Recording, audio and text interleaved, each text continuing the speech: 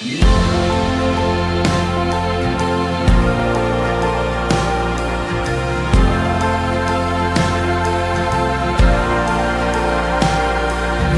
peace like a river attendeth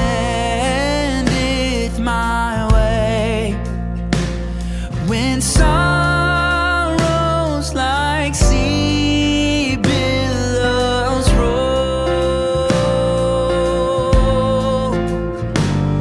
whatever my lot, thou hast taught me to say, it is well with my soul. It is well with my soul.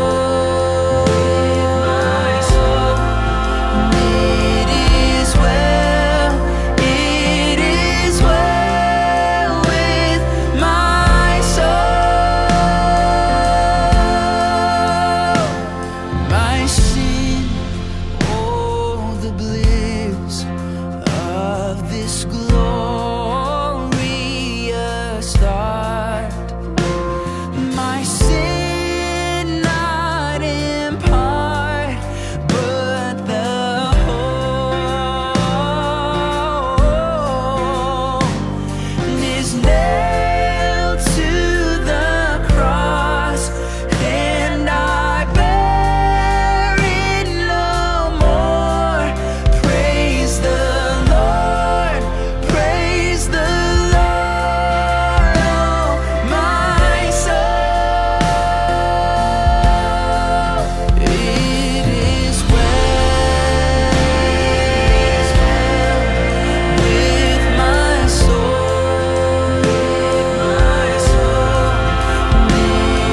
is well with my soul. It is well with my soul.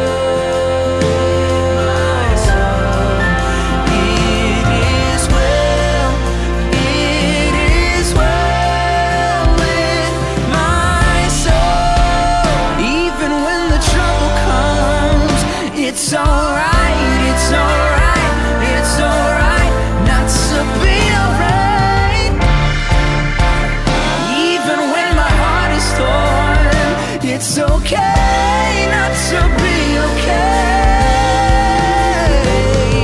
And Lord, haste the day when my face shall be sight, and the clouds be rolled back as the scrolls.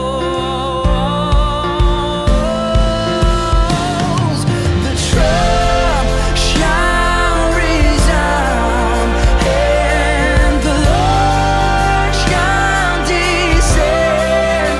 Even so, it is well with my soul.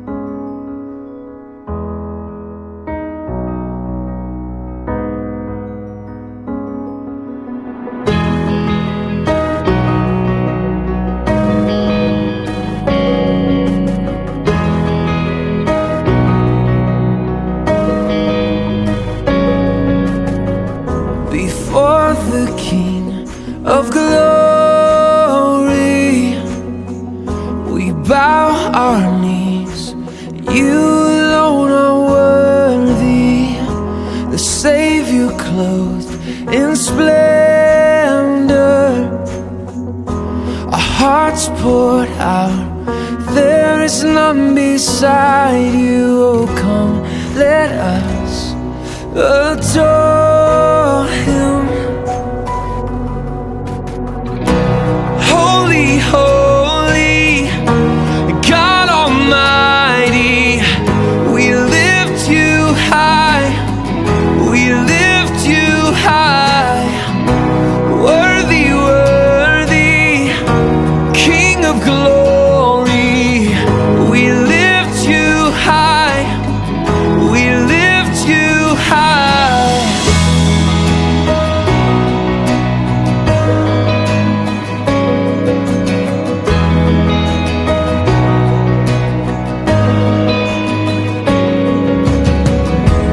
Peace within the battle, we lift our hands, our lives to you surrender. Jesus came to save us. We bring our gifts, forever we will serve you. Oh, come, let us adore Him. Oh, come, let us adore Him. Holy, holy,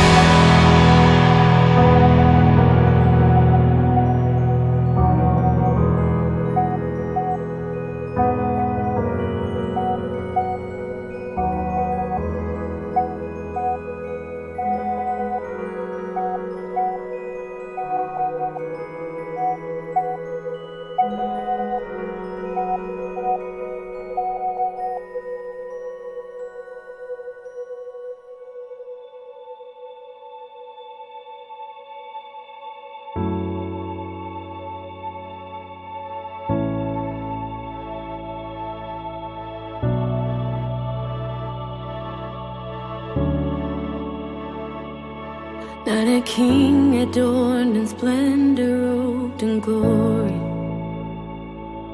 But a baby in a manger born to save. Not a warrior who fights his way to power, but a friend who faced the cross to set us free.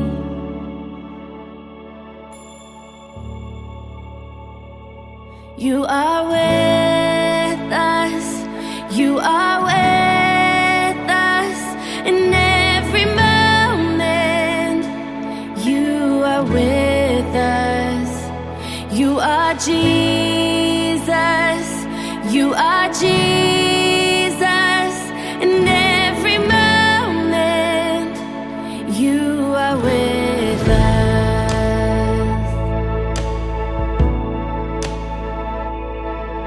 Wrapped in rags, receive the gift of heaven.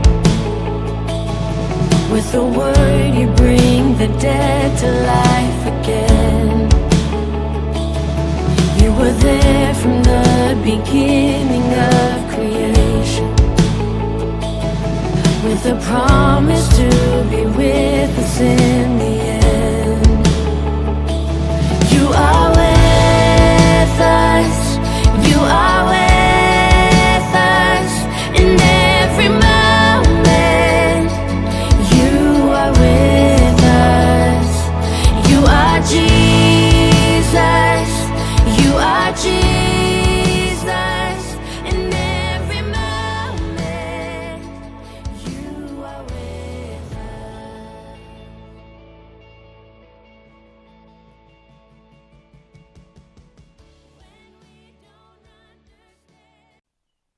Selamat pagi dan selamat hari Minggu. Sungguh bersyukur kita bisa bersama-sama beribadah secara online di Indonesian Christian Church. Dan hari ini kita mau mengingat sekali lagi bahwa ibadah ini dibuka di dalam nama Allah Tritunggal, Allah Bapa, Allah Putra, dan Allah Roh Kudus. Saudara yang kasih Tuhan, mari kita mendengarkan panggilan beribadah yang hari ini saya ambil dari Mazmur pasal 96. Menyanyilah bagi Tuhan, pujilah namanya. Kabarkanlah keselamatan yang daripadanya dari hari ke hari.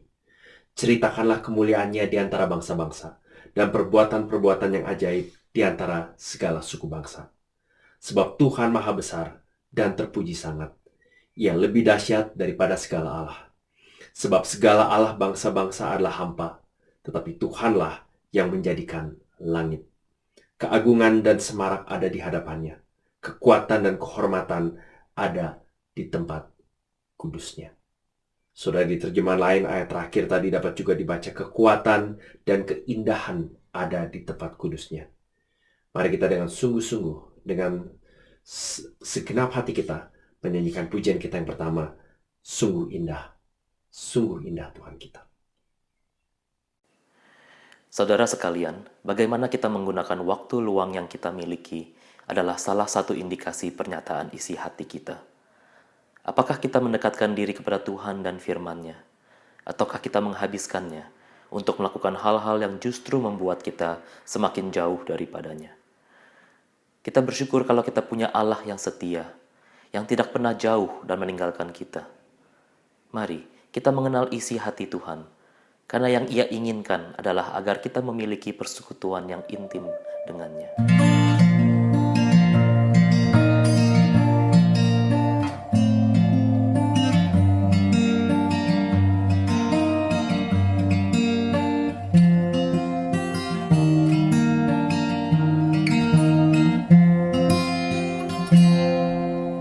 Kemanakah aku dapat pergi, menjauhi roh-Mu yang suci, Kau sahabat, dan Kau dekat.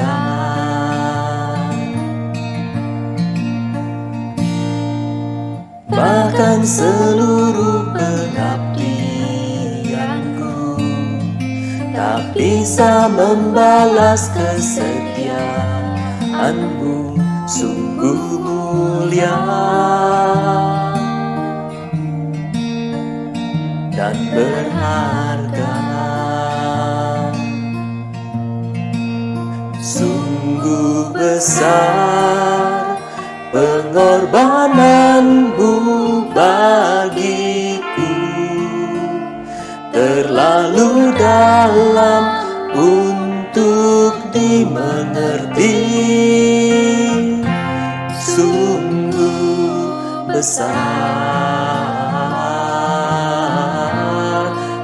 sungguh indah yang kau pikirkan tentangku, tak terselami bagiku. Sungguh indah.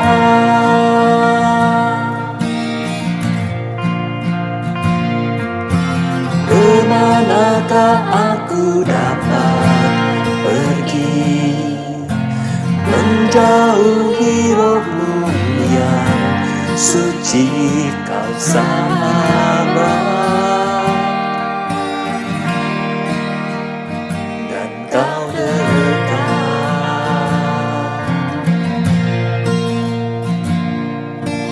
Bahkan seluruh pengabdianku tak bisa membalas kesetiaanmu, sungguh mulia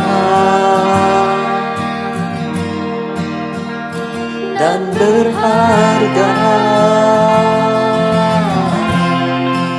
Sungguh besar pengorbananmu bagiku, terlalu dalam untuk dimengerti. Sungguh besar, sungguh indah yang kau pikirkan tentangku, tak terselami bagiku.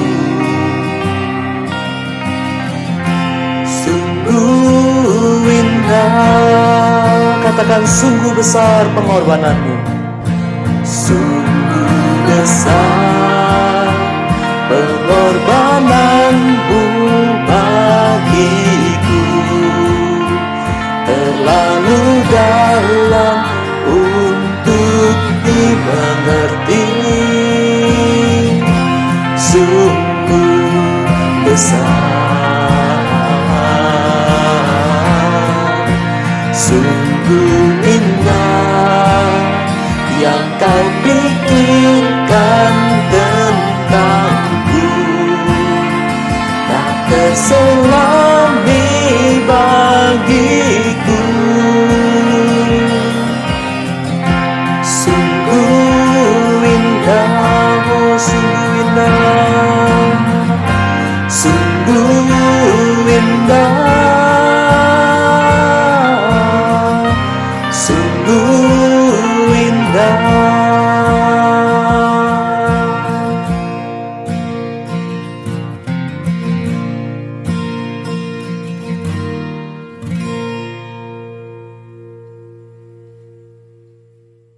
Mari jemaat sekalian kita berdoa. Bapa dalam surga, pada pagi hari ini kami datang kepadamu mensyukuri kebesaran, keagungan, dan keindahan-Mu yang Kau nyatakan melalui anak-Mu Tuhan kami Yesus Kristus. Melalui kebangkitan dan kemenangannya atas kematian. Dia telah memerdekakan kami dan mengembalikan kami menjadi milik-Mu seterusnya dan selamanya. Bapak, pagi hari ini kami mau bersama-sama belajar bahwa seringkali kami melarikan diri atau pikiran atau bahkan imajinasi dan fantasi kami ke hal-hal yang merusak dan menghancurkan hidup kami bahkan.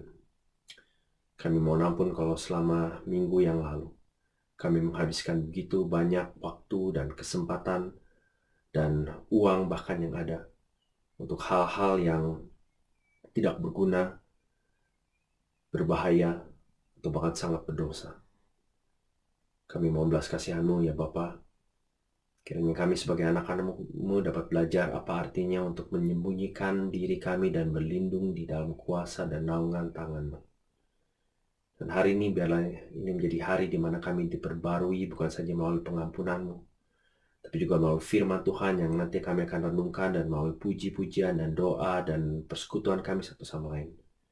Kami berdoa kiranya Engkau berkenan menggunakan masa-masa lockdown ini sebagai kesempatan kami untuk semakin berakar, bertumbuh, dan berbuah di dalam Kristus. Bapa dalam surga, pada pagi hari ini kami mau berdoa untuk gereja-gereja Tuhan di seluruh dunia yang saat ini mengalami perubahan yang cukup masif dalam banyak hal. Bukan saja dari segi lokasi, dari cara beribadah, tapi mungkin cara kami berpikir tentang gereja, tentang pemuritan, tentang penginjilan. Kami menyadari khususnya ada banyak gereja yang belum mempunyai fasilitas atau teknologi yang cukup untuk dapat menjembatani jemaat-jemaat yang mereka layani di masa-masa pandemi ini. Kami juga menyadari ada gereja-gereja yang mungkin jemaat-jemaat yang sulit dijangkau.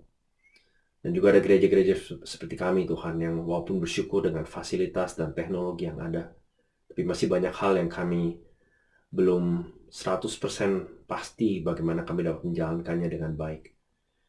Kami berdoa kiranya Tuhan berkenan berkati saat-saat ini sebagai kesempatan untuk kami semakin bersatu di dalam Injil-Mu, semakin mengasihi dan menghormati satu sama lain dan mau belajar dari satu sama lain. Kami berdoa Bapa, kiranya masa-masa pandemi ini justru menjadi kesempatan di mana semakin banyak orang boleh dimuridkan, semakin banyak orang boleh mendengarkan berita Injil, dan kebangunan dan kebangkitan rohani yang sungguh-sungguh boleh terjadi di berbagai tempat. Di nama Tuhan Yesus kami berdoa. Amin. Jemaat yang kasih Tuhan, berita anugerah hari ini diambil dari 2 Korintus 5 ayat 17. Jadi siapa yang ada di dalam Kristus, ia adalah ciptaan baru. Yang lama sudah berlalu, sesungguhnya yang baru sudah datang. Saudara sekalian, sekali lagi selamat hari Minggu. Sungguh kita bersyukur selama beberapa bulan kita berada dalam lockdown dan beribadah secara online. Tuhan terus menyertai dan bersama dengan kita. Saya bersyukur sekali lagi untuk berbagai hal baik yang Tuhan kerjakan di tengah-tengah jemaat kita, dan termasuk saudara-saudara yang relatif baru bergabung atau bahkan mungkin pertama kali beribadah secara online dengan Indonesian Christian Church. Mewakili pengurus ICC, saya mau menyambut saudara dan mengundang saudara untuk boleh mengisi form kedatangan atau form doa atau menghubungi salah satu pengurus untuk kami dapat follow up dan berkenalan lebih lanjut lagi. Kalau ada hal yang dapat kami bantu secara praktis dari sisi counseling, dari kalau saudara punya pertanyaan sehubungan dengan iman Kristen, saya Pak Senjaya, pengurus ICC akan dengan senang hati melayani dan memfollow up saudara. Saudara, kita akan mengikuti pembahasan New City Catechism minggu ini.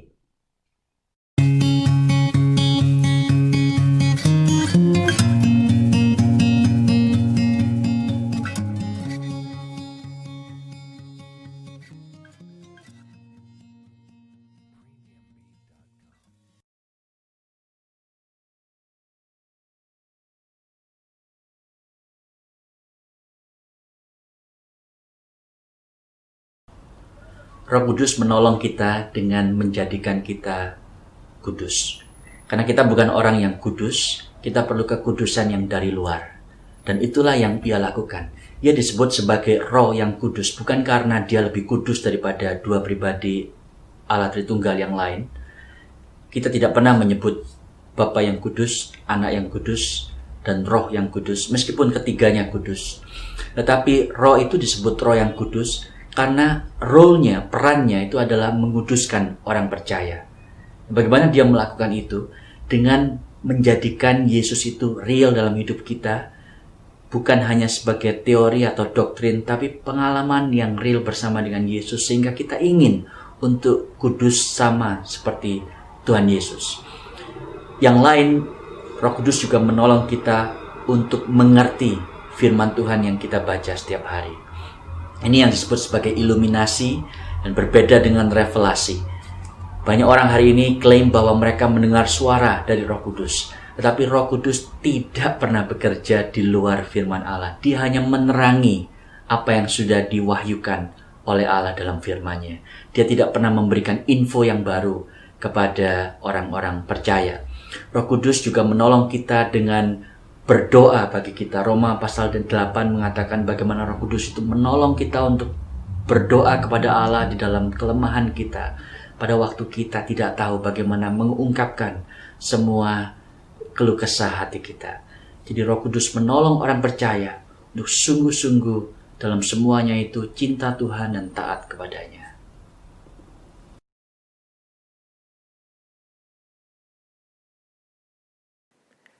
Kita semua telah berbuat dosa dan kehilangan kemuliaan Allah. Tapi puji syukur kepada Tuhan, karena oleh kasih karunia-Nya, kita telah dibenarkan karena penebusan dalam Kristus Yesus. Ia adalah anak domba Allah yang tanpa noda dan celah, menjadi mati, menggantikan dosa kita. Dan sekarang ia telah bangkit menjadi pengantara dan imam besar bagi kita.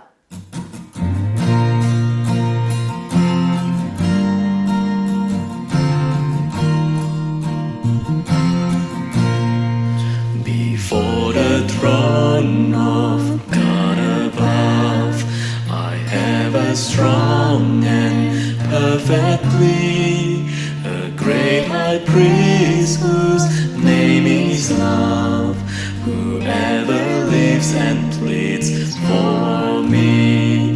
My name is graven on his hands, my name is written on his heart. I know that while in hand he stands, no tongue can bid me dance, depart. No tongue can bid me dance, depart.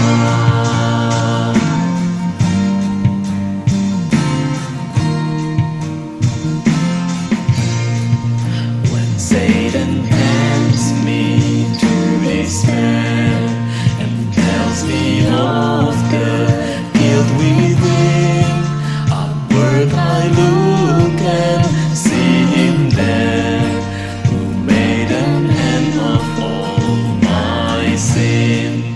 Because the sinless Savior died, my sinful soul is counted free. For God the just is satisfied to look on him and pardon me, to look on him and pardon me.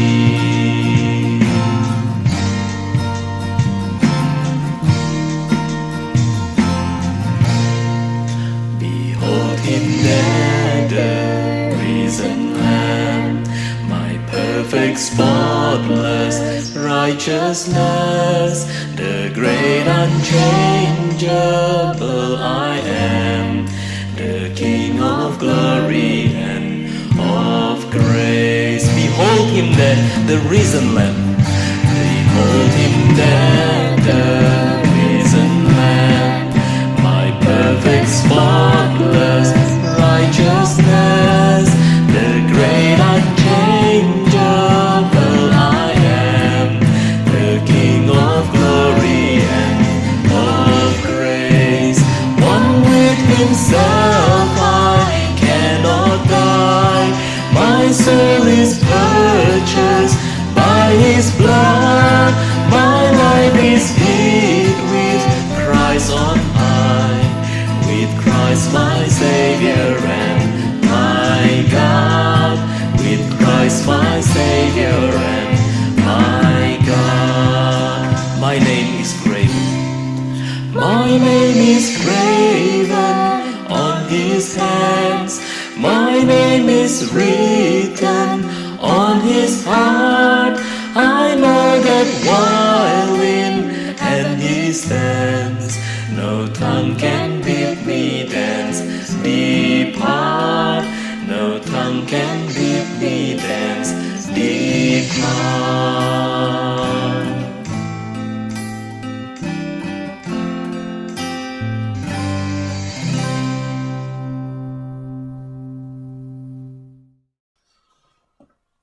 Mari kita berdoa.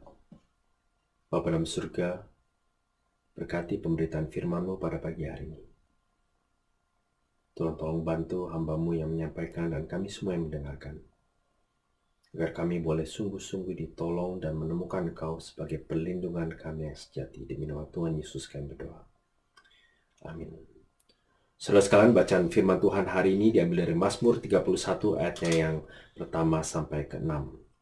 Untuk pemimpin biduan Mazmur Daud. Padamu Tuhan aku berlindung. Janganlah sekali-kali aku mendapat malu. Luputkanlah aku oleh karena keadilan-Mu. Sendingkanlah telinga-Mu padaku. Bersegeralah melepaskan aku. Jadilah bagiku gunung batu tempat pelindungan, kubu pertahanan untuk menyelamatkan aku. Sebab Engkau bukit batuku dan pertahananku. Dan oleh karena nama-Mu, Engkau akan menuntun dan membimbing aku. Engkau akan mengeluarkan aku dari jaring yang dipasang orang terhadap aku. Sebab Engkaulah tempat pelindunganku. Ke dalam tangan-Mu lah kuserahkan nyawaku. Engkau membebaskan aku, ya Tuhan Allah yang setia. Saudara sekalian, demikian jauh pembacaan firman Tuhan. Berbahagialah kita yang membaca firman kehidupan ini, tetapi juga yang mentaatinya dan melakukannya dalam hidupnya. Kiranya Allah Roh Kudus sendiri berkenan mengukirkan firman yang hidup ke dalam hati saudara dan saya pada pagi hari ini. Saudara sekalian, Netflix di awal tahun 2020 berharap setidaknya ada 7 juta pelanggan baru.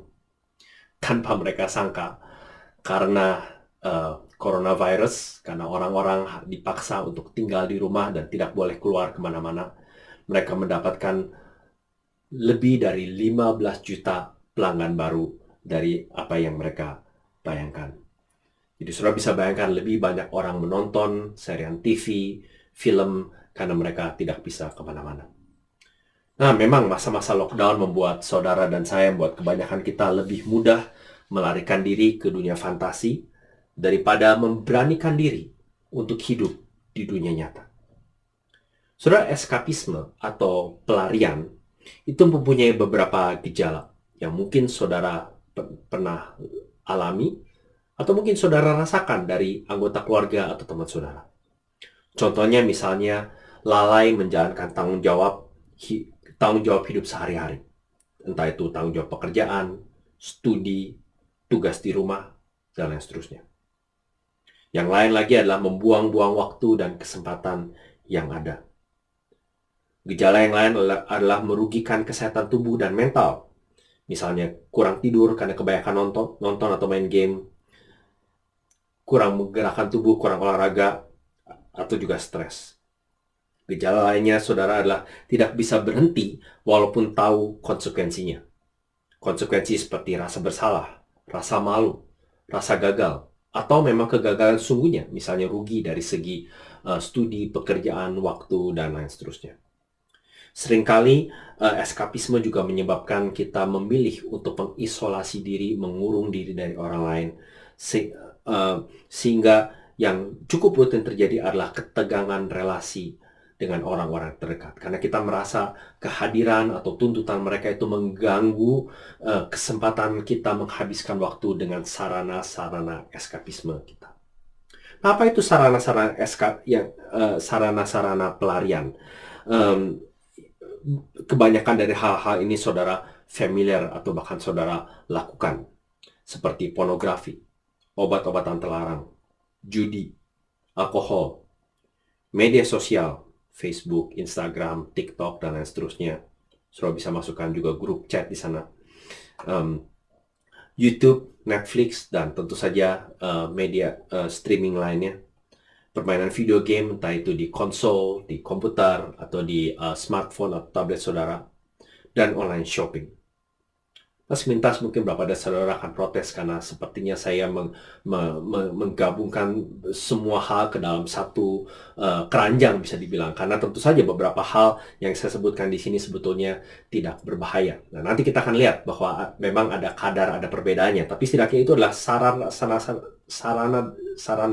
yang saudara dan saya sering pakai untuk melarikan diri dari dunia nyata ke dunia kita sendiri, dunia imajinasi kita.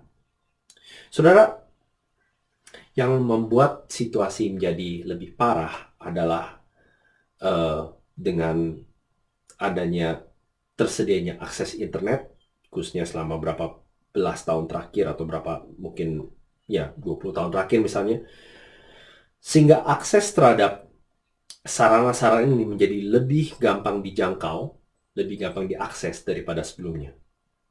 Belum lagi sekarang kebanyakan dari kita menggunakan hanya satu device atau satu gawai untuk mengakses hampir semua konten yang sama. Kita menggunakan satu untuk bekerja, kalau sudah di komputer, kita bekerja di komputer, mungkin main game juga di komputer, dan juga nonton di komputer, dan lain seterusnya. Oke. Tentu saja masa-masa lockdown ini menambah tekanan dan stres dan kecenderungan kita untuk melarikan diri selama masa-masa pandemi ini. Saudara, walaupun saya menyebutkan gejala, sarana, dan hal-hal yang memicu, tetapi itu bukan masalah, bukan akar masalahnya. Sebuah artikel yang saya baca, artikel dari website sekuler yang non-Kristen tentunya, mengatakan bahwa eskapisme, semuanya ini berasal dari semacam kekurangan atau kekosongan di dalam diri manusia. Seorang penulis bernama Kevin Gilliland mengatakan, ironisnya, pelarian yang selama ini kita pakai tidak membantu kita melarikan diri. An escape that doesn't help us escape. Nah, saudara, bagaimana Injil Yesus Kristus meresponi dan membantu kita keluar dari eskapisme? Nah, saya sangat dibantu dengan penulis David Paulison yang memberikan 6 pertanyaan yang saya sedikit modifikasi. Dan saya harap 6 pertanyaan ini bisa membantu saudara dan saya untuk memikirkan hal-hal yang sering kita pakai untuk melarikan diri dari kenyataan. Yang pertama adalah bicara soal keadaan atau kenyataan apa yang memicu eskapisme kita. Yang kedua, pikiran atau perasaan apa yang biasanya muncul dalam diri kita begitu menghadapi keadaan atau kenyataan ini. Yang ketiga, perlindungan palsu macam apa yang kita cari. Yang keempat, firman Tuhan mana yang berbicara kepada kita. Dan kelima, sebagai respon pertobatan apa yang seharusnya terjadi dalam hati kita. Dan terakhir, tindakan apa yang seharusnya kita hentikan dan mulai lakukan. Saudara, keadaan atau kenyataan apa yang seringkali memicu eskapisme kita? Biasanya itu adalah situasi yang kita tidak mau hadapi atau situasi yang kita tidak mau pikirkan. Dalam masa-masa lockdown seperti ini, itu salah satu bentuk situasinya. Kita mungkin cuek atau kita merasa apatis, kita merasa terlalu lelah untuk mengambil keputusan demi keputusan, berhadapan dengan berita buruk demi berita buruk.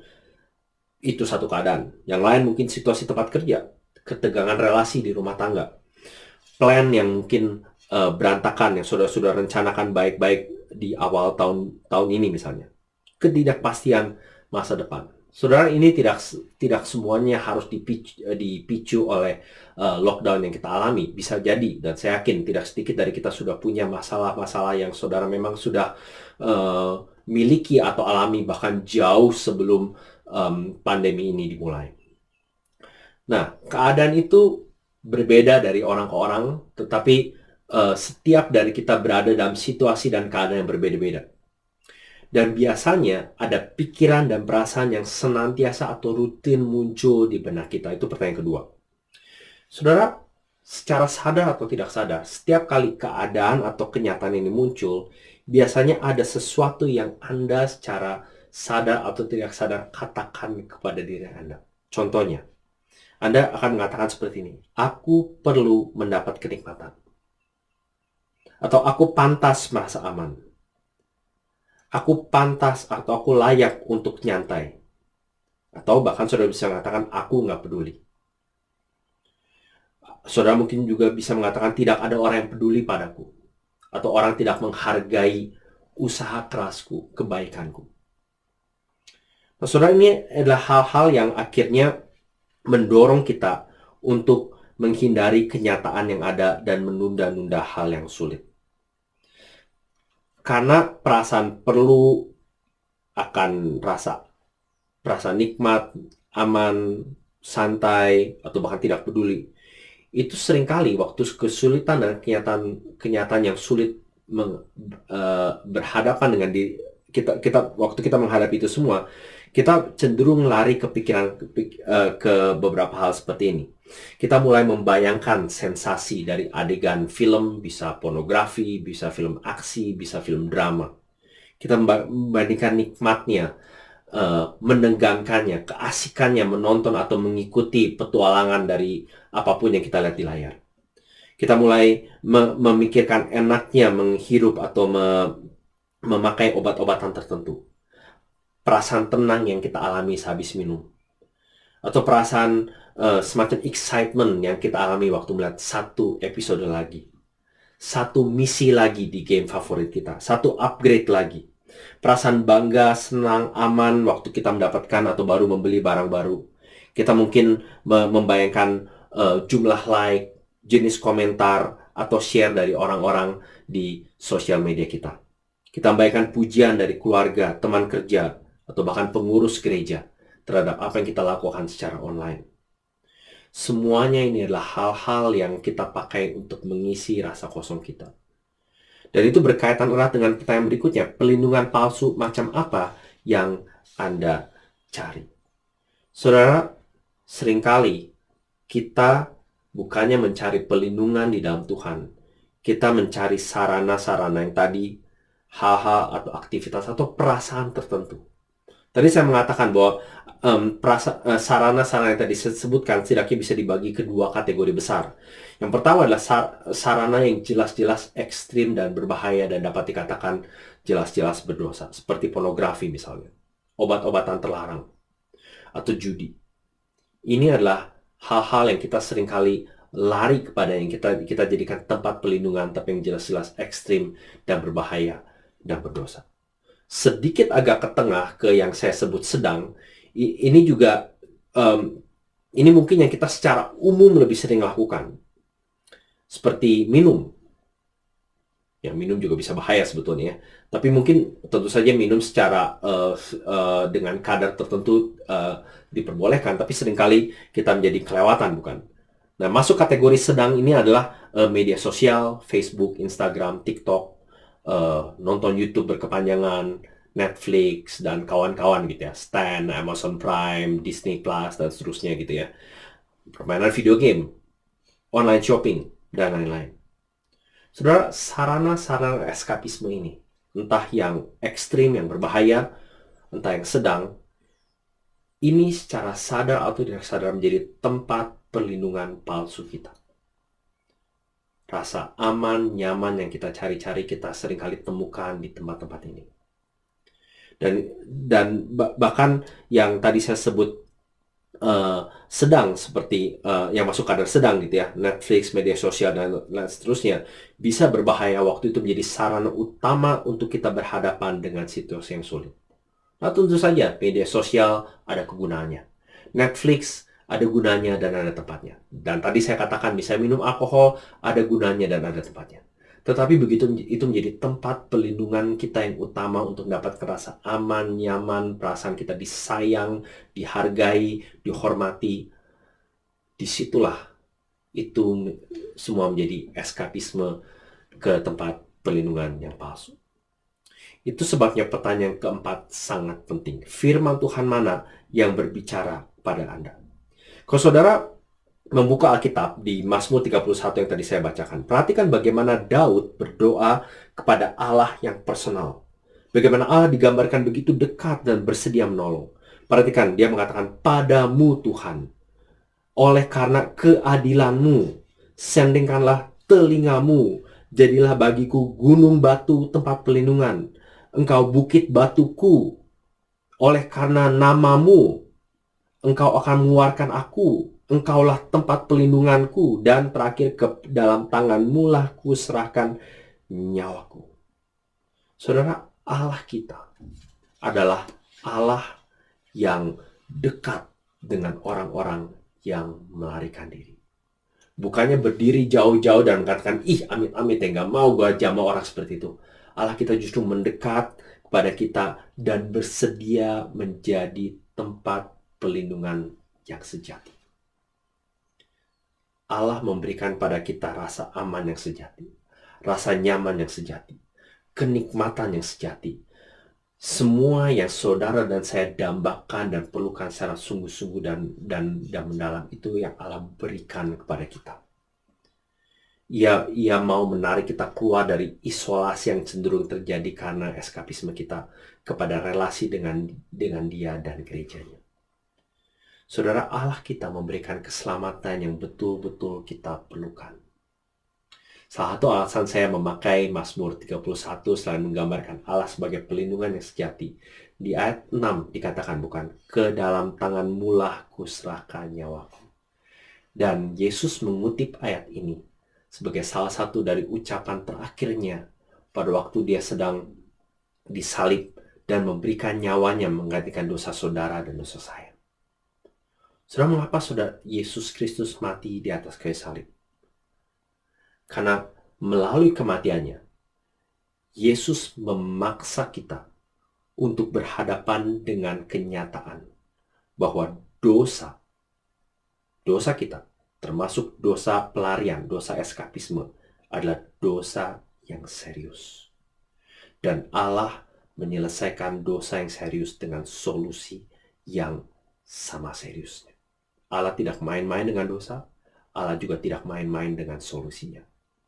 Allah memberikan anaknya sendiri untuk menunjukkan betapa mahalnya harga yang Ia harus bayar supaya Anda dan saya bisa ditebus, dibebaskan, dan diselamatkan. Ada sepasang sahabat, seorang anak laki dan anak perempuan yang bermain bersama. Anak laki ini demen koleksi kelereng. Dia punya sekantong kelereng yang bagus-bagus. Dan dia tahu temannya yang perempuan itu punya satu kantong permen. Suatu ketika anak yang laki-laki ini bilang, gimana kalau kita tukeran? Aku kasih semua kelerengku, dan kamu kasih semua permenmu. Nah, anak perempuan ini sudah lama banget ingin main kelereng. Dia pikir ini suatu barter yang fair. Semua permennya untuk seluruh kelereng si anak laki-laki. Tapi saudara, sebelum memberikan kantung kelerengnya, si anak laki-laki ini mengambil kelereng yang paling bagus dan menyembunyikannya di kantongnya. Baru dia memberikan sisa kelerengnya itu kepada si anak perempuan. Barter terjadi. Keduanya pulang ke rumah masing-masing. Malam itu si anak perempuan tidur dengan nyenyak, bahagia, akhirnya mendapatkan kelereng yang selama ini dia dambakan. Tapi si anak laki-laki, ia tidak bisa tidur. Ia memikirkan, apakah betul temanku sudah memberikan seluruh kelerengnya? Jangan-jangan ada satu permen favoritnya yang ia belum berikan padaku, sama seperti aku tidak memberikan kelereng favoritku yang ada di kantongku. Saudara, Allah kita sangat berbeda dengan cerita ini. Beda banget dengan Tuhan Allah. Ayat yang mungkin kebanyakan dari saudara kenal, Yohanes 3:16. Karena begitu besar kasih Allah akan dunia ini sehingga Ia telah mengaruniakan anaknya yang tunggal. Saudara perhatikan, Yesus adalah anak Allah yang unik, anak Allah satu-satunya. Dia jauh lebih daripada sekedar favoritnya Allah. Tetapi Allah dalam kasih-Nya yang besar tidak menyembunyikan anaknya, melainkan mengaruniakannya. Dengan kata lain, memberikannya dengan sukarela dan sukacita. Anak yang paling Dia kasihi untuk saudara dan saya yang memberontak, yang melawan, yang senantiasa melarikan diri dari Dia. Dan Dia bukan saja Allah yang mengasihi kita, Dia juga adalah Allah yang terus-menerus melindungi dan menjaga kita. Perhatikan di Roma 5 ayat 8-9. Akan tetapi Allah menunjukkan kasih-Nya kepada kita oleh karena Kristus telah mati untuk kita ketika kita masih berdosa. Lebih-lebih karena kita sekarang telah dibenarkan oleh darah-Nya, kita pasti akan diselamatkan dari murka Allah. Saudara, artinya di dalam kasih Allah melalui Kristus, saudara dan saya betul-betul aman. Dia melalui Kristus adalah tempat pelindungan kita yang sejati. Sudah, setidaknya itu bagian dari firman Tuhan yang saya harap kita bisa pikirkan untuk diaplikasikan ke dalam hidup kita. Tetapi pertanyaan berikutnya kita perlu pikirkan adalah ini. Pertobatan apa yang seharusnya terjadi di hati kita? Saudara, tadi saya mengatakan bukan, bahwa pelarian, eskapisme yang seringkali kita lakukan itu tidak membantu kita melarikan diri. Saudara mungkin bisa bertanya, apakah eskapisme kita selama ini betul-betul membantu kita atau enggak? Apakah waktu kita lagi nonton atau main game atau minum-minum, bagaimana itu menolong kita? Bagaimana itu melegakan kita? Bagaimana itu betul-betul melindungi dan menyelamatkan kita dan memberikan kita kelegaan yang kita dambakan? Dan kebanyakan dari saudara sebetulnya bisa menjawab bukan. Bahwa semakin sering dan semakin banyak saudara melakukannya, sebetulnya perasaan dan hidup saudara terasa semakin kosong, semakin hambar, dan semakin hampa. Nah, bagaimana Anda mengalami tekanan hidup kalau setiap kali situasi dan keadaan muncul, respon saudara adalah melarikan diri kepada perlindungan yang palsu ini? Dan itu seharusnya mengubah cara kita berpikir tentang hal-hal yang kepadanya kita sering melarikan diri. Seperti tadi saya katakan, beberapa dari hal tersebut berbahaya, ekstrim, berdosa. Sebagian lain sedang dan mungkin secara umum dapat dikatakan tidak berbahaya. Tetapi kalau itu tidak betul-betul menyelesaikan masalah kekosongan, rasa hampa, rasa pahit, rasa marah yang saudara alami, itu seharusnya membuat saudara berpikir, this is not good enough. Ini tidak cukup untuk memenuhi kekosonganku. Aku harus berbalik dan mencari alternatif lain. Dan kita bersyukur, tadi kita sudah melihat ada keselamatan yang diberikan oleh Yesus yang harusnya mengubah hati kita, tetapi juga mengubah tindakan hidup kita. Itu sebabnya yang terakhir, tindakan apa yang Anda dan saya harus hentikan, atau tindakan apa yang kita bisa mulai lakukan. Saudara, keadaan atau situasi yang tidak pasti dan sulit dan menyakitkan itu tidak bisa kita hindari. Saya berharap sejauh ini saudara sudah cukup convinced, sudah cukup diyakinkan kita tidak bisa menyelesaikannya dengan melarikan diri. Tidak dengan eskapisme, tidak dengan melarikan diri kepada hal-hal yang tidak betul-betul bisa menyelamatkan, menolong, dan memberi rasa aman. Atau setidaknya hanya memberikan rasa aman yang palsu dan sementara, atau bahkan buat hidup kita menjadi semakin kosong. Satu-satu yang kita bisa lakukan adalah belajar menghadapi situasi yang sulit, tetapi tidak sendirian, melainkan bersama dengan Allah Bapa kita, bersama dengan Tuhan kita Yesus Kristus yang penuh kuasa dan setia.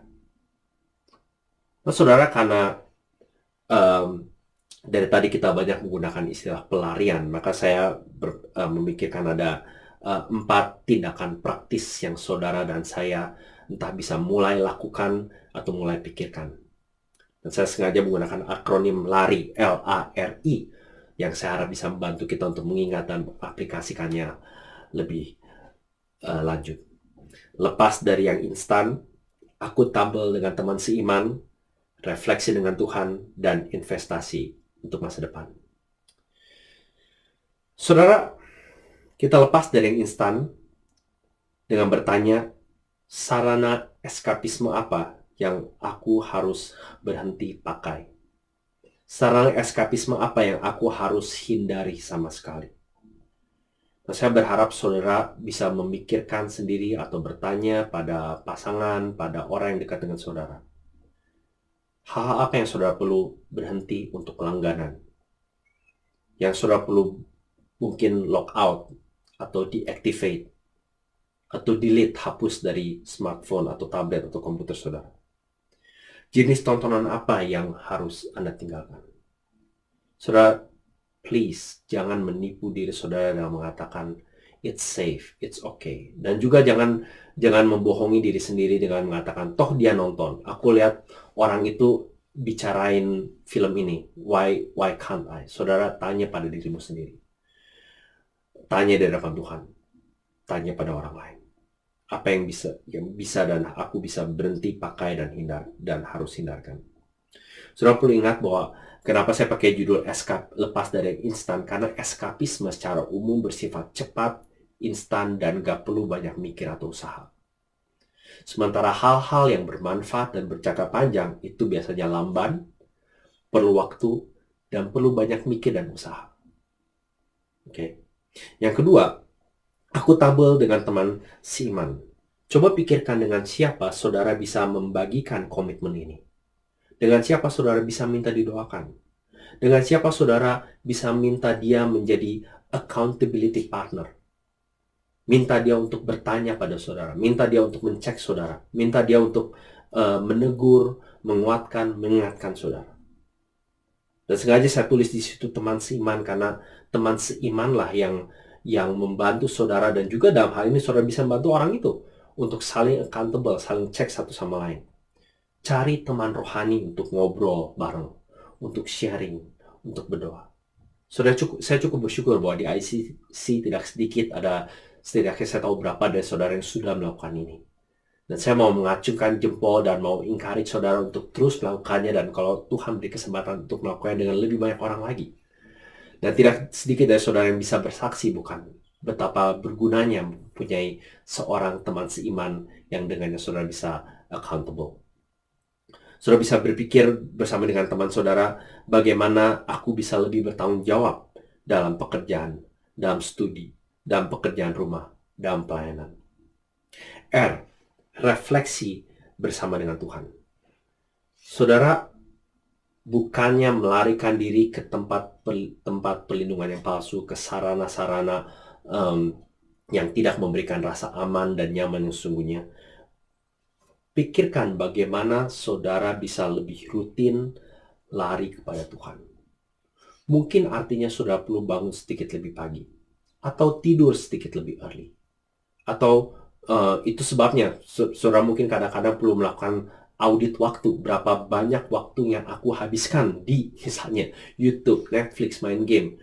Dan saya yakin saudara, kecuali saudara sedang mengalami krisis dan masa-masa yang sangat-sangat secara spesifik sulit untuk menyempatkan waktu, saya cukup yakin bahwa kebanyakan dari kita sebetulnya punya waktu untuk setidaknya berdoa, membaca firman Tuhan, bersekutu, telepon orang, membaca buku yang baik, dan lain seterusnya. Cari kesempatan untuk berefleksi bersama dengan Tuhan. Cara lain lagi untuk berefleksi dengan Tuhan adalah menulis atau mencatat perjalanan iman saudara. Setiap hari saudara bisa bertanya, atau setiap beberapa hari, apa yang sedang aku alami, apa yang sedang aku hadapi. Bagaimana aku menghadapinya? Apakah aku masih cenderung begitu rasa kesel, marah, stres, tertekan, langsung nonton, main game, minum?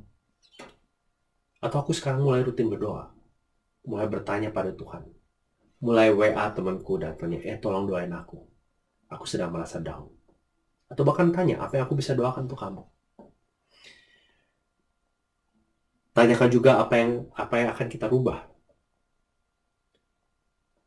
Nah, bicara soal menulis dan mencatat ini, memang saudara hanya bisa melihatnya over time. Kalau saudara hanya menulis sehari, 2 hari, saudara nggak melihat banyak perubahannya.